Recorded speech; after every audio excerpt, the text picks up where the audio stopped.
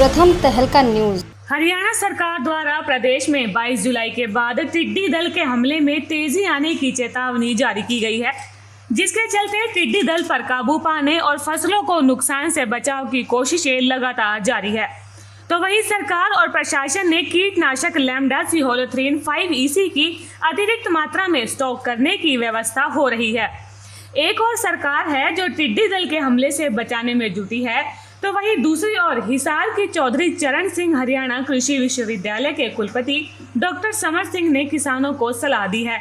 उन्होंने टिड्डियों से फसलों को बचाने के लिए और किसानों की समस्या का उपाय दिया है। और सभी को मिलकर शोर करके, ढोल बजा के, ड्रम बजा के, तरह तरह की आवाज़ करके उसको भगाने का प्रयास करें। इसके अलावा जो गांव में ट्रैक्टर द्वारा जो चालित स्प्रे पंप है उनसे स्प्रे भी करें, और स्प्रे के लिए जो यूनिवर्सिटी द्वारा सिफारिश की गई दवाई है उनका ही प्रयोग करें। और उनमें हमारी एक क्लोरोपाइरिफॉस दवाई है, उसकी 1200 ml उसकी दवाई पर हेक्टेयर में 450 से 500 लीटर प्रति हेक्टेयर है। और एक लैम्डा दवाई है तो उसकी डोज 400 ml प्रति हेक्टेयर 450-500 लीटर पानी में मिलाकर स्प्रे कर सकते हैं। अक्सर ये देखने में आया है कि ये जब परिपक्व हो जाती है तो ये फिर अंडे देती है, तो ये ज़मीन के नीचे जहाँ पर रेतली ज़मीन है और नमी कम है, मतलब खुश्क इलाके हैं, जैसे कि राजस्थान और गुजरात का रेगिस्तानी इलाका है, तो वहाँ पर ये अंडे देती है 10 से 15 सेंटीमीटर नीचे ज़मीन के अंदर। कुलपति डॉक्टर समर सिंह का कहना है कि टिड्डी दल अफ्रीका से चलकर वाया ओमान, ईरान, पाकिस्तान से राजस्थान व हरियाणा में प्रवेश करते हैं। आमतौर पर टिड्डी दल मानसून सीजन में आते हैं। हालांकि इस बार टिड्डी दल लगभग 27 साल बाद भारत में आए हैं। पिछले साल 2019 में अक्टूबर से दिसंबर के दौरान राजस्थान के गंगानगर, हनुमानगढ़ आदि कुछ जिलों में थोड़े से टिड्डी दल सक्रिय जरूर थे।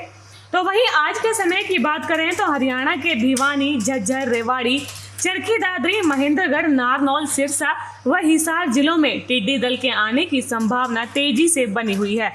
और ये जो टिड्डी दल है ये अफ्रीका से चलकर ओमान के रास्ते होते हुए ईरान और फिर पाकिस्तान के होते हुए हमारे इंडिया में राजस्थान के रास्ते प्रवेश करता है। वहाँ से ये हरियाणा में इसके आने की संभावना रहती है।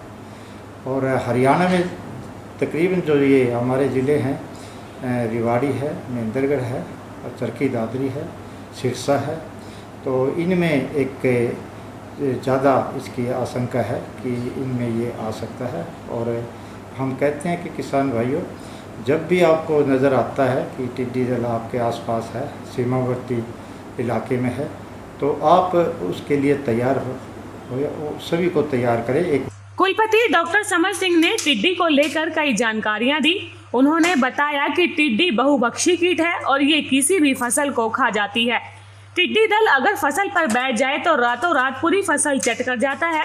टिड्डी दल सभी फसलों में जैसे कि मक्की, बाजरा, ज्वार, गवार, नरमा, जौ, सब्जियों, फल आदि और प्राकृतिक वनस्पति और कीकर आदि को भी खा सकती है। टिड्डी दल के बारे में जो चेतावनी दी गई है हरियाणा सरकार द्वारा, तो उसमें हरियाणा कृषि विश्वविद्यालय का फर्ज बनता है कि वो किसानों को सचेत करे, क्योंकि जब भी टिड्डी दल का प्रकोप होता है और किसान सचेत नहीं होते तो उसका काफ़ी नुकसान वो हो जाता है।